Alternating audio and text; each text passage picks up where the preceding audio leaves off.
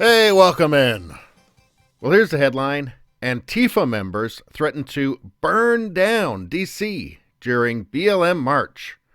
There was a heavy police presence around the protesters.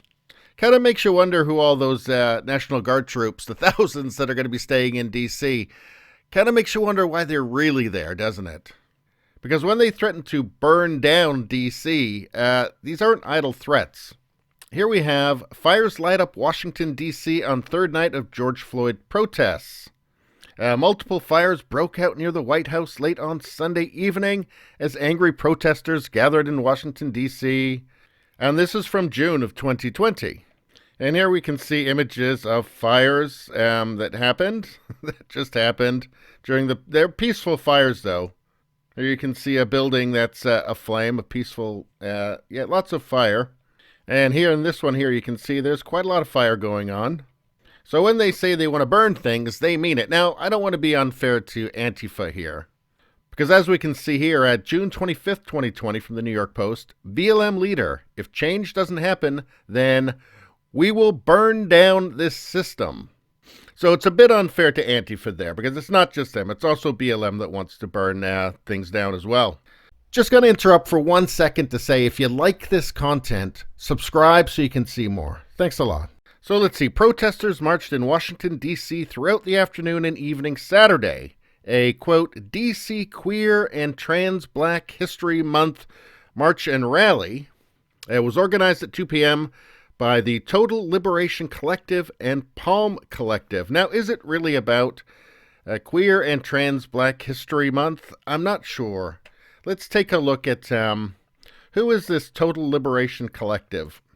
Let's see. Here they are on Instagram. It says they're a community organization, and they're about love, also rage. So they're about love, but they're also about rage and learning as well. Now, I mention Orwell quite a lot in my videos, and there's really no reason to stop referencing Orwell, because you see here, they're about love and rage. I think you could classify that as doublethink, I think. Could you not? Could you not? What are you about? We're about love. Anything else? Well, also rage and burning. So, the world is becoming 1984. And it's most disturbing, I have to say. So who's this Total Liberation Collective? Let's see. We might get some clues from their Instagram here. Let's see. Here's something they've posted. Communists, when capitalists on Reddit use capitalism to hurt other capitalists, and they say they'll allow it. So, communists. So, I suspected they might have been communists. Let's see. What else have we got here? Beyond Marx. So, again, that's more communist stuff. Let's see. Marxist theory and the lack of racial awareness. What do they think of that? It says Marx is the theory, all radical folks, that's folks with an X. Anyway, it's the theory that they all know and love. Do they also have rage towards it as well? Because they're about love and rage, don't forget. But should we be telling marginalized groups, especially black folks with an X, to read his works when his theories do not even depict their existence? So maybe Marx didn't actually believe that marginalized groups exist. That is problematic for communists these days. How about this? This might be good. As substitutions for yearly resolutions as January ends and February begins. That'll benefit you in the long run. So let's see. What do we got here? Here, number 1, try out a word of the year to stand by. I'm going to guess the word is racism. That's just a stab in the dark there. Let's see. We've got Theory Thursday, American, Aristocracy, and Electoralism. And American has 3 Ks in it, of course. What else do we see? Defund the police, of course. There's a comrade in need after a hit and run. So comrade, that sounds like communist talk to me. What do we have here? Unless someone like you brings out the chippity chop, nothing is going to get better. It's not. So that's a take on Dr. Seuss. And it literally depicts a guillotine. So they're saying, unless you use a guillotine on your enemies, nothing's going to change. Apparently marketed to children, I guess.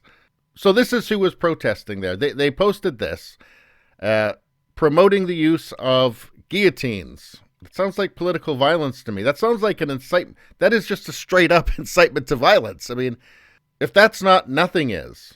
Apparently Instagram has no problem with that.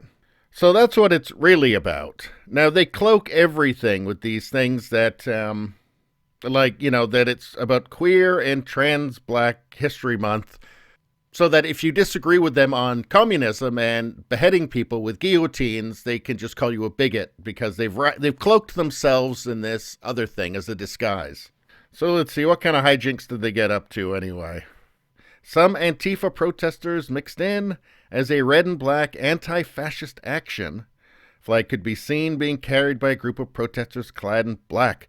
I have to say, I mean, it is the brilliance of the far left, their use of language. I guarantee you these people have all read Orwell. And it's the brilliance of it. They've managed to trick so many people because their whole thing is violence to further political goals, right? Destruction of property to further political goals. That is what they are. And they've managed to cast anybody who disagrees with them as what they are, what they actually are, how they actually behave. Because their behavior is just entirely fascist. Anyway, let's see. The protesters briefly paused in front of a row of restaurants where some protesters scuffled with police officers. And they like to go, because everybody's eating outside, I guess, they like to harass people eating dinner. That's one of their big things. And try and bully them into raising their fist or whatever. Basically terrify people, right? Into at least pretending that they agree with them. So again, it makes me wonder what all those National Guard troops are actually doing in Washington, D.C. Because, all of the, rioting and unrest has not stopped like in Portland and Seattle. Still, it's been going on the entire time in the Pacific Northwest. The administration must have noticed this, right? They must have noticed that there's throngs of people marching around D.C. threatening to burn it down. Which, again, these aren't idle threats. I've shown you they've already been doing this. But in any case, I think it's quite interesting. I wonder if the Washington Post has anything to say about it. Let's see. I wonder if they're covering it.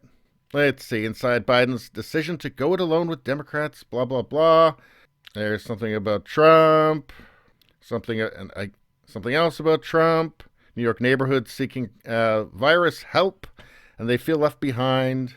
Something on the Super Bowl. Here's something else. The U.S. Postal Service. Senior Democrats to unveil blah, blah, blah. No, nothing in Washington Post this morning about it. So apparently it didn't happen. Because I guess it's probably not good for the narrative to be talking about people threatening to burn it down when they're the people that the Washington Post supports, who are just clearly communists, who post things that are incitements to violence, namely using guillotines on your opponents, which I got a feeling that most people still don't want, right? They still don't want that. So I guess best to just keep the readers in the dark. Anyway, that's all I got to say about that. Please subscribe, like, and share. That really helps me out. If you just like to listen, there's the podcast, Radio Baloney. It's on pretty much every platform. If you look for it, you will find it. Thanks a lot. I'll see you next time.